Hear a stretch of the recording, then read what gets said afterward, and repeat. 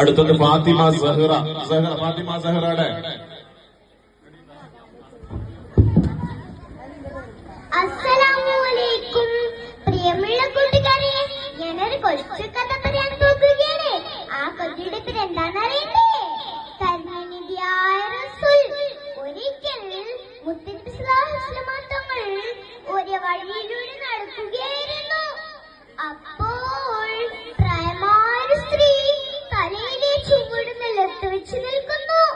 മുത്തനബി സ്വല്ലല്ലാഹു അലൈഹി വസല്ലം തങ്ങൾ അവരുടെ അടുത്ത് ചെന്ന് ചോദിച്ചു, അല്ല ഉമ്മാമ, എന്തിനാണ് എഴുന്നേൽക്കുന്നത്?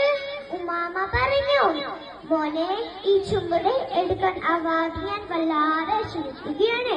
അത് കേട്ട മുത്തനബി സ്വല്ലല്ലാഹു അലൈഹി വസല്ലം തങ്ങൾ ആ ചുമട് തലയിൽ വെച്ച് ആ ഉമ്മാമയുടെ വീട്ടിലേക്ക് എത്തിച്ചു. ഉമ്മാമ പറഞ്ഞു, മോനെ, നീ കരുണയുള്ളവനാണ്, വല്ലാതെ തരണമെന്നുണ്ടായിരുന്നു, പക്ഷേ ഇപ്പോഴൊന്നും കഴിയില്ല. അതുകൊണ്ട് ഞാൻ നിനക്കൊരു ഉപദേശം നൽകാം. മക്കയിൽ ഒരു മുഹമ്മദ് വന്നിട്ടുണ്ട്, അവനെ വല്ലനെ കുടുങ്ങാതെ സൂക്ഷിക്കണം. ഇതാണ് എനിക്ക് നിന്നോട് പറയാനുള്ളത്. അത് കേട്ട മുത്തനബി സ്വല്ലല്ലാഹു അലൈഹി വസല്ലം തങ്ങൾ പുഞ്ചിരിച്ചുകൊണ്ട് പറഞ്ഞു, ഉമ്മാമ, ഞാനാണ് മുഹമ്മദ്. അത് കേട്ട സ്ത്രീ അത്ഭുതപ്പെട്ടു പോയി. ഉടനെ നബിയുടെ സന്നിധിയിൽ വെച്ച് ചാരത്തുകരമ ചൊല്ലി അവിടെ വെച്ച് തന്നെ മുസ്ലിമാക്കുകയും ചെയ്തു.